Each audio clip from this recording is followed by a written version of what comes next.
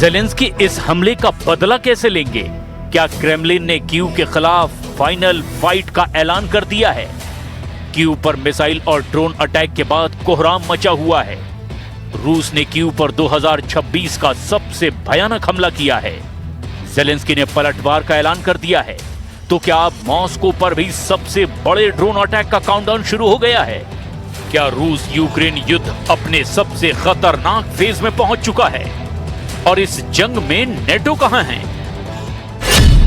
Moscow brigade ने Kyiv पर 700 drone और 101 मिसाइलों से पलटवार किया। Hypersonic Oreshnik missile, Iskander, Kinjal और ज़िरकॉन मिसाइल दाग दी, लेकिन दावा है कि सबसे बड़ी तबाही ओरेशनिक ने मचाई। कीव की रात अब सिर्फ सायरन की आवाज नहीं सुनती, बल्कि धमाकों की गूंज से भी कांप उठती है। रूस ने एक बार फिर मिसाइल और ड्रोन हमलों से यूक्रेन की राजधानी को दहला दिया है, लेकिन इन हमलों के बाद यूक्रेन के तेवर भी बदल गए हैं। ज़ेलेंस्की ने चेतावनी दी कि अब जवाब सिर्फ बचाव में नहीं, बल्कि 500 किलोमीटर अंदर मॉस्को में मिलेगा। तो क्या ज़ेलेंस्की यूक्रेन के बनाए 1700 किलोमीटर रेंज वाले ड्रोन को एक साथ मॉस्को पर 16 और 17 मई की रात किए हमलों की तरह झोंक देंगे? या फिर रूस के एयर डिफेंस को चकमा देने वाले नेटो के स्कैल्प मिसाइल का इस्तेमाल करेंगे? या फिर रूस बॉर्डर पर अमेरिका के अटैक एम्स से रूसी सेना को खदेड़ेंगे?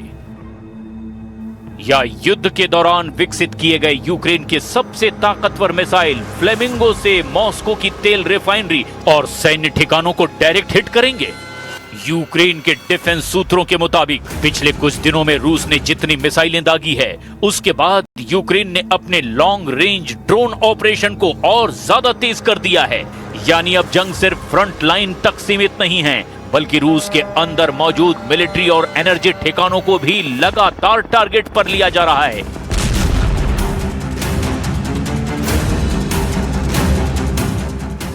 Російської атаки. Путін вже й слово «ура» не може нормально вимовити, шамкає, а все ще своїми ракетами перемагає житлові будинки. मॉस्को के भयानक हमलों के बाद अब यूक्रेन के राष्ट्रपति ज़ेलेंस्की खुद तबाही की तस्वीरें दुनिया को दिखा रहे हैं। वीडियो मैसेज में ज़ेलेंस्की ने बताया कि रूस ने कीव और कई यूक्रेनी शहरों को निशाना बनाया, लेकिन सबसे ज्यादा मिसाइलें राजधानी कीव पर दागी गईं।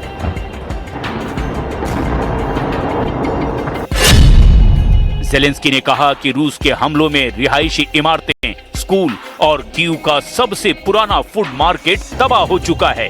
इतना ही नहीं, हमले में Chernobyl museum, national art museum और जर्मनी के मीडिया नेटवर्क ARD के दफ्तर वाली बिल्डिंग को भी तबाह कर दिया गया।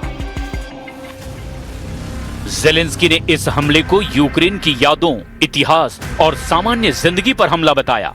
उन्होंने दावा किया कि उनकी बात फ्रांस के राष्ट्रपति और नॉर्वे के प्रधानमंत्री से हुई है और कई सहयोगी देशों से भी बात चल रही है।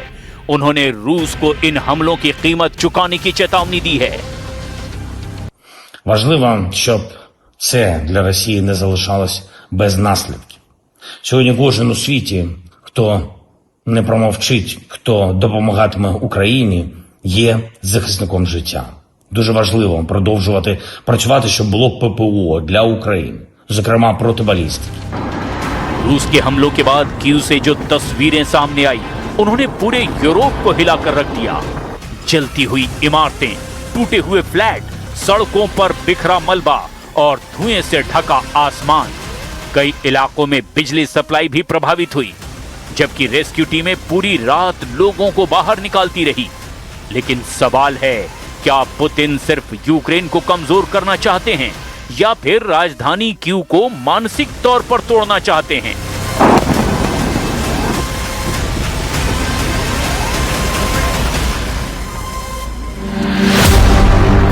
कीव पर रूस का हमला रात के अंधेरे में हुआ। लगातार सायरन की आवाज से लोग डरे सहमे रहे।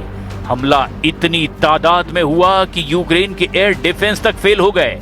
हमलों के डर से कीव की पूरी रात दहशत में गुजरी।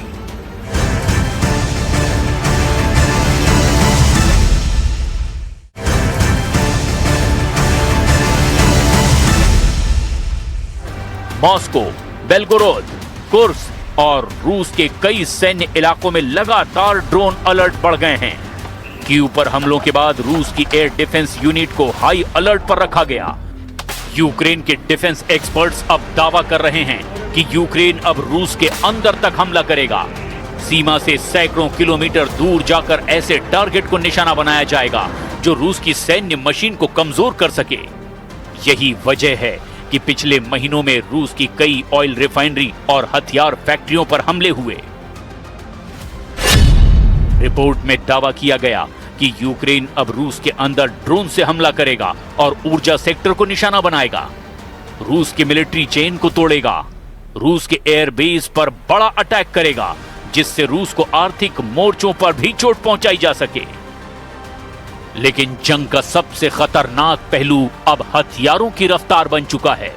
रूस लगातार हाइपरसोनिक मिसाइलों की बात कर रहा है, जबकि यूक्रेन पश्चिमी एयर डिफेंस सिस्टम की मांग बढ़ाता जा रहा है। सवाल यह है, अगर हमले इसी तरह बढ़ते रहे तो क्या आने वाले दिनों में नेटो की भूमिका भी बदल जाएगी? रूस की रणनीति इस वक्त दो हिस्सों में बंटी दिखाई दे रही है। पहला, डॉनबास पर धीरे धीरे पूरी तरह कब्जा। दूसरा, कीव पर इतना दबाव कि यूक्रेन बातचीत के लिए मजबूर हो जाए। लेकिन यूक्रेन फिलहाल पीछे हटने के मूड में नहीं दिखाई दे रहा। इस जंग में अब ड्रोन सबसे बड़ा गेम चेंजर बन चुका है।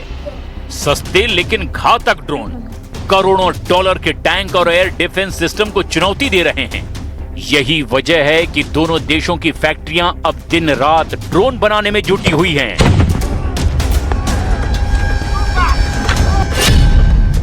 जंग में अब यूक्रेन हर दिन 20 से 25 हजार ड्रोन बना रहा है।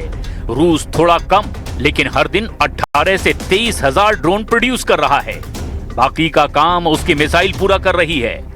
2026 में दोनों ने 70 लाख ड्रोन प्रोडक्शन का टारगेट रखा है। ड्रोन प्रोडक्शन में दोनों देश अब करीब करीब बराबर पहुंच गए हैं, लेकिन यूक्रेन तेजी से ड्रोन क्वालिटी और इनोवेशन पर काम कर रहा है, जबकि पुतिन हर हमले के बाद नए न्यूक्लियर हथियार का ट्रेलर दिखा रहे हैं।